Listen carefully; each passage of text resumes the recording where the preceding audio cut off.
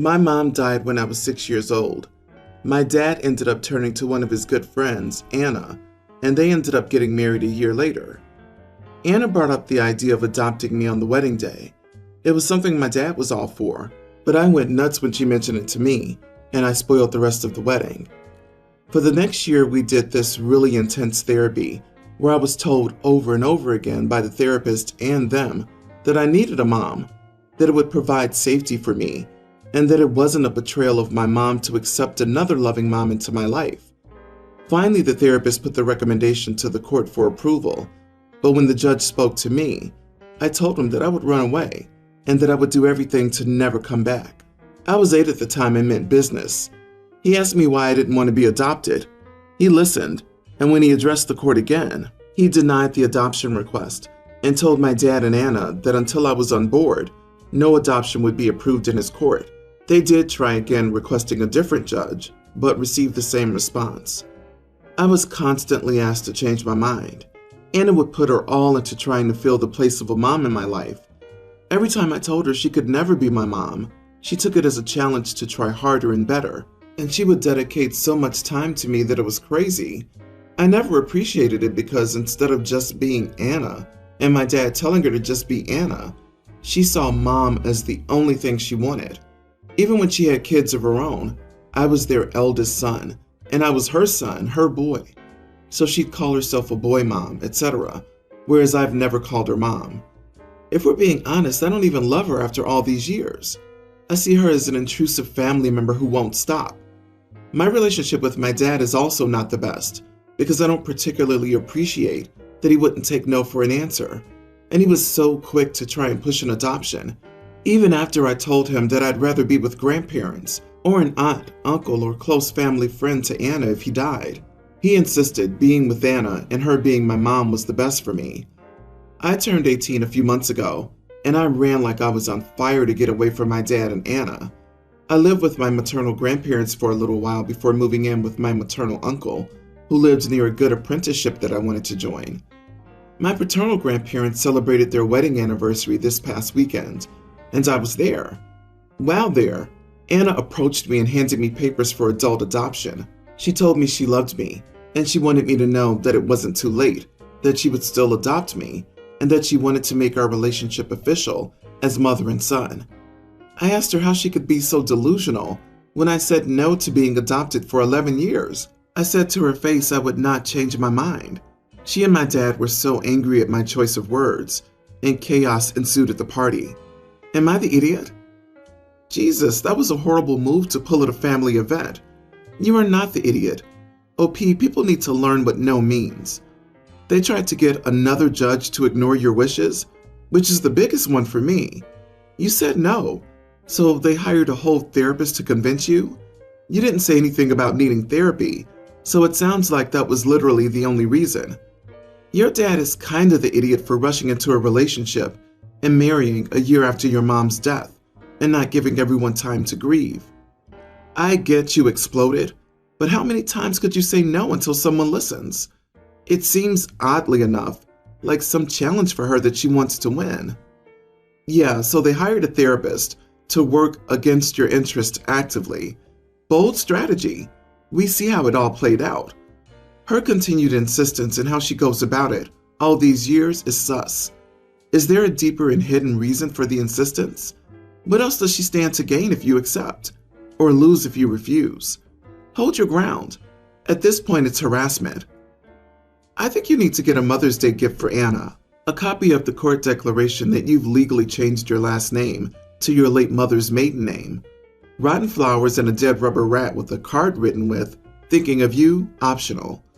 That's so petty, I know, but stepmom should take the hint and don't come around here no more. This is wonderfully petty, but please don't do this.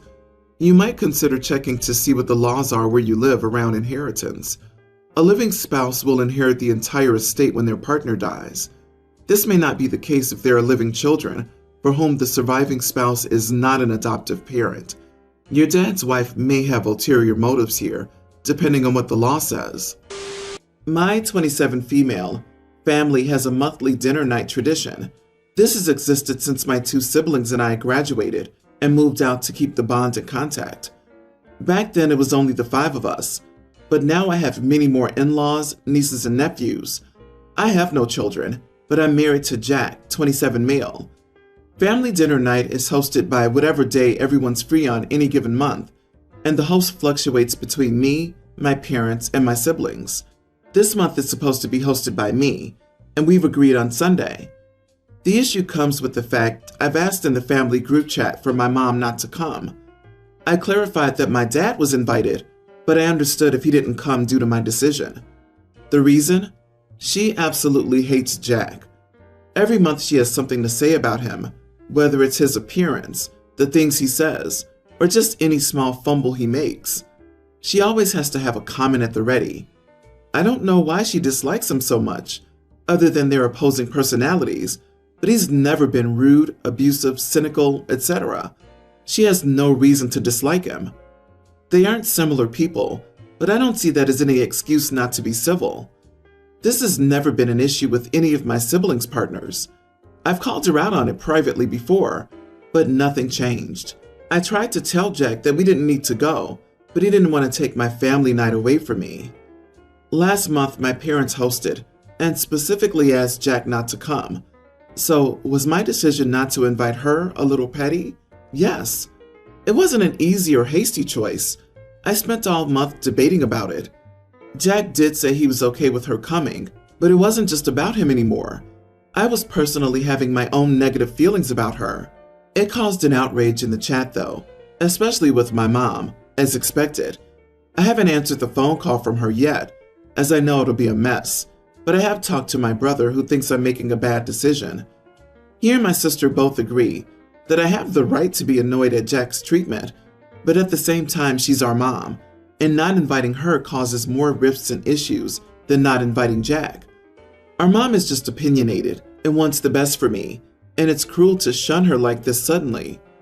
I couldn't tell you half the crap that's been said in this one post, but the conclusion seems to be that my dad probably isn't coming. My siblings think that I'm going to cause some major family warfare by doing this, and I should just tolerate it to keep the peace. I think I'm just returning the favor, but maybe I'm being petty and should follow my siblings' advice. Not the idiot. You married Jack, so he's family now. Unfortunately, your mom set the precedence, with some family members being excluded. But I think it's time to stop with the family dinner nights. It doesn't seem to me that these are doing anything to help the family bond.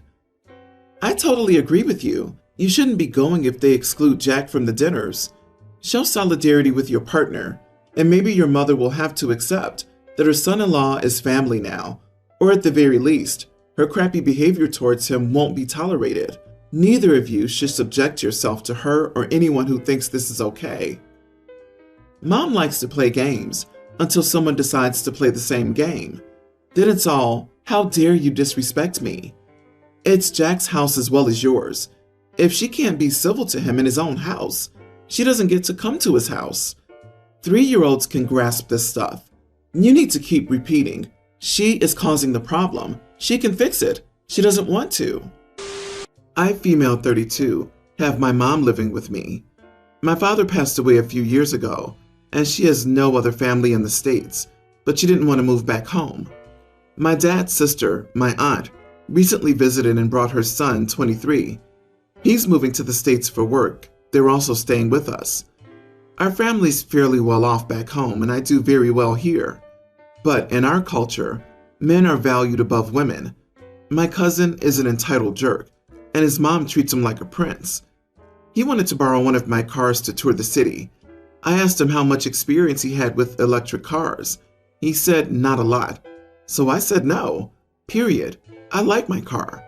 So I was at work when my mom called. He took the car without permission and crashed it in a parking lot. A single vehicle accident, thank God, and he wasn't hurt. But my car was trashed. Body damage and the battery is toast. So I asked him for his information so I could start my claim. It turns out the little idiot does not have his license. So I asked his mom how she wanted to handle it. She said that accidents happen, and we should all be happy he wasn't hurt. I pulled out my phone and asked Google how to report my car stolen. This would cause problems for his visa and his life. So she started crying and saying that I was a terrible daughter and that my father would be ashamed of me for trying to get my cousin into trouble. So I said that she had to pay for the damages if she didn't want me to do it. The car is a write-off, and it's 2 years old. She ended up giving me the money for it. It means that my cousin will have to rent, boo-hoo, instead of having a down payment for a home here. His dad is angry at him, not me. My mom says I can afford to replace the car, and I'm hurting my family. But I don't care. I really liked my car. Not the idiot. Your cousin owes you a usable car. Even if the car is a write-off, you'd still have to be able to use it if your cousin didn't wreck it. Besides, if your cousin wants to come to the States on a work visa, he needs to follow the basic rules like not driving without a license. It's impressive your uncle was angry at your cousin and not you. He's angry at his son because his son just embarrassed the crap out of him. He lost face. No wonder he felt entitled to steal a car and drive it without a license. His mommy has been enabling him for his entire life. He's lucky he didn't hurt anybody. It wasn't like he just hit something lightly. Maybe he will learn something from it, or it won't end up so simply next time. My wife, 36 female, and I, 38 male, have been married for 10 years and have 3 kids, 8, 5, and 3. We both work full-time and live fairly comfortably. However, I work in sales and have had a down year commission-wise, at least compared to the last couple of years. That coupled with inflation this year and the cost of raising 3 growing kids, our budget has definitely tightened a bit. Nothing serious.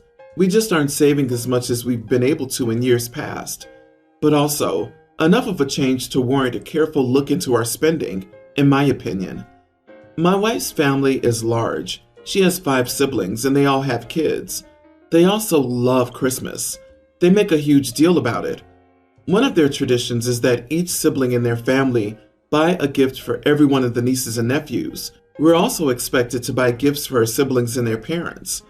They say not to spend more than $20 on a gift, but that's still hundreds of dollars. And let's be honest, a $20 gift for a kid will either be ignored within a month, destroyed, or completely disregarded. In my opinion, I'd rather draw names for 1 to 2 people and get them a gift that's thoughtful and worthwhile. After buying school supplies for our older kids and both wanting to participate in fall activities this year, I saw our budget and saw that we're actually spending more than we have in the past few years. I had a talk with my wife about where we can curb some of our spendings. I suggested that maybe we have a talk with her family about their Christmas tradition of buying everyone a gift. I believe that's the easiest way to cut out hundreds of dollars of spending in one swoop. So she took great offense to this and told me that her family had been doing this tradition for years before I came into the family, and she wasn't going to be the one who tried to stop it. She said that we'd have to find ways to cut spending elsewhere. She told me I was a jerk for even suggesting such a thing when I knew Christmas's importance to her family. She suggested we don't buy gifts for each other this year instead, but that's only a fraction of what we're spending on gifts. When I asked her for other suggestions, she didn't have any because she likes our quality of life and thinks that we're doing fine. I showed her the numbers, and she still didn't think it was that big of a deal. I mean, yes, it's not like we'll lose our home, but I don't think she's taking this as seriously as she should be, especially if I have another down year next year. I suggested we cut way back on things like Starbucks. She gets it every day, and she got angry, saying that I spend money on golf. I golfed 3 times this year. She's mad because she thinks I'm trying to cut spending on things that she cares more about. I just think our family Christmas tradition is the easiest way to cut back. Not the idiot. Wow, your wife spends money on unnecessary things like Starbucks every single day and completely ignores your attempts to try to save money so that you aren't tight on funds and can still live comfortably.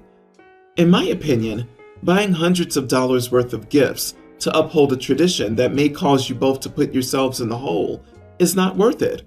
However, if she wants to buy everyone a gift this year, you can still follow a budget and buy everyone something cheap from a dollar store. You are the idiot. You're only suggesting that your wife cut back on her spending, so it's perfectly natural for her to respond negatively when you tell her that she's the problem. I get that Christmas is a huge expense, but you can't suggest on your own that an entire large family that's not your family of origin change their whole holiday celebration to accommodate you. Plus, it sounds like they do set a price cap for each present, but you choose to ignore it so you can buy cooler presents. So first, try sticking to more economical presents and see how it goes. Disagree. The wife can get a second job to pay for Christmas in Starbucks. Honestly, I would bet that almost everyone in her family would appreciate someone saying that the emperor has no clothes, but really, that it's time to modify the family tradition. Buying things for everyone just gets way too expensive. Maybe it's time for those who married into the family to meet and present a unified approach and proposal. I'm a 22-year-old female, and a few months ago, I moved into my new apartment with a friend of a friend. My roommate, 23 female, is chill most of the time. We aren't very close, but we get along fine for two people living together. The only problem is she does yoga in the living room. She wears loose clothes and really tiny shorts. They're so small that when she bends, I can see everything. At first I didn't say anything because I had no idea how to start that conversation. I just looked the other way. However, recently I've been working on this project, and members of my team have come over to work on it together because my apartment is the closest. I told her I would be having people over in a few weeks. She had no problem with it, but it's already weird that she still does the yoga in the living room when we're working. Then again, I never asked her to stop because it's her house too, but her exposing herself to all of us made the atmosphere super awkward, and it was really embarrassing for me. So I told her very politely that her shorts were a little too revealing and that I would appreciate it if she wore something else when we had guests over. She got really angry and said she would wear what she wanted in her apartment. She isn't wrong, but am I the idiot for not wanting my classmates to go through that too? She's also convinced that my classmates said something. That's why I brought it up, even though I told her it always made me uncomfortable. Not the idiot. I fully stand by you're allowed to wear what you want in your home, up until the point that you start flashing yourself to non-consenting parties. Be completely frank and blunt with her. Just say my group completely saw your lady bits, and frankly so do I because of the shorts. Make it clear rather than vague and polite. OP, she could very well be unaware. On the other hand, if she's unaware that she's on full display, then we can't call her an idiot because from her perspective, she's just trying to be comfortable in her own home and living space and is being slut-shamed for wearing shorts and loose clothes, which is understandably upsetting and frustrating. Regardless of the clothing, I think it's really strange that she'll happily walk into a room with a bunch of strangers discussing work and get in the downward dog position. I couldn't even imagine being one of OP's team members and having a literal show being put on while we're trying to complete a project.